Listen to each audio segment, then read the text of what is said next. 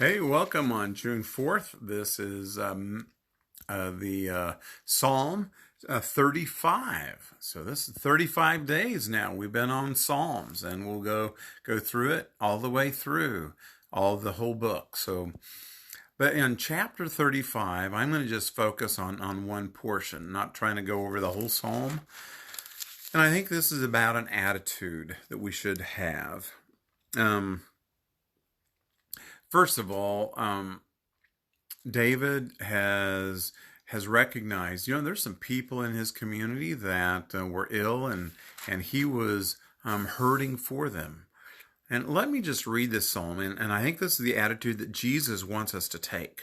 Okay, so Jesus does tell us to pray for those who persecute us. He says, "Bless those who curse you."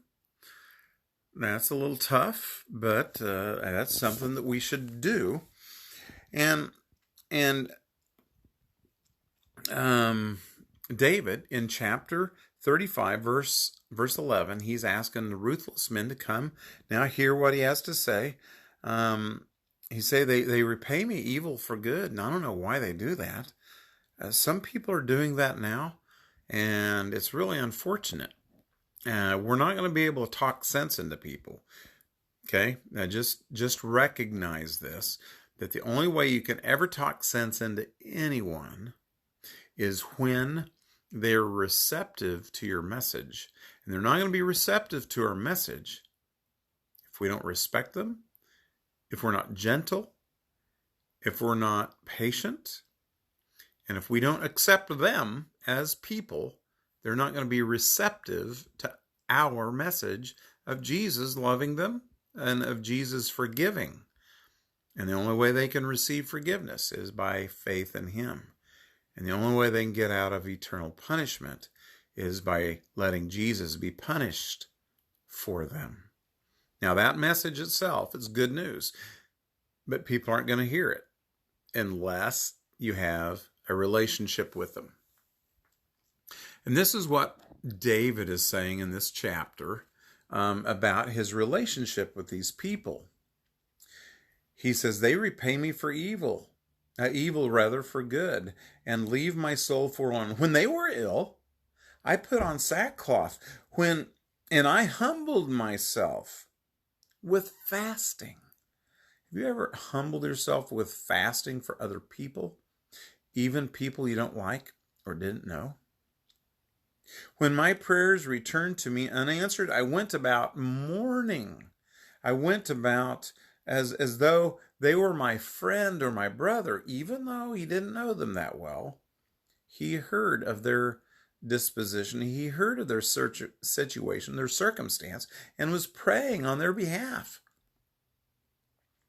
But when I stumbled, and he continues actually, so I bowed my head in grief as though weeping for my mother. I mean, I treated these people with great regard and like as if they were my mom or dad or brother or close friend. And we need to pray for people like that. Pray for those people that are doing wrong in the riots.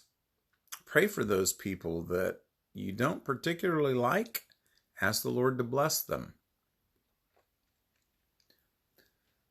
But this is where David and you and I would probably feel, justice hasn't been served. We may feel rejected. He says, but when I stumbled, they gathered in glee. Attacks gathered against me when I was unaware. They slandered me without ceasing. Like the ungodly, they maliciously mocked and gnashed their teeth. And he goes on how they just were gloating over him when something bad happened to him. And here he had just done some good things for them. It's what Jesus has done for us. He has done wonderful things for all of us. And some people don't care. But we need to recognize that if we want them to have the message of the good news, to have the message of Christ, to receive the message we have for them, we have to accept them and we have to be kind toward them. And maybe they'll hear, maybe they'll listen. There's never a guarantee that'll happen. But I like this about David. So this is just a lesson. Hey, we need to take to heart other people's things and recognize other people won't take to heart our misgivings. They won't take to heart, our troubled situation. But we need to do it anyway because that's the godly thing to do. Psalm 35.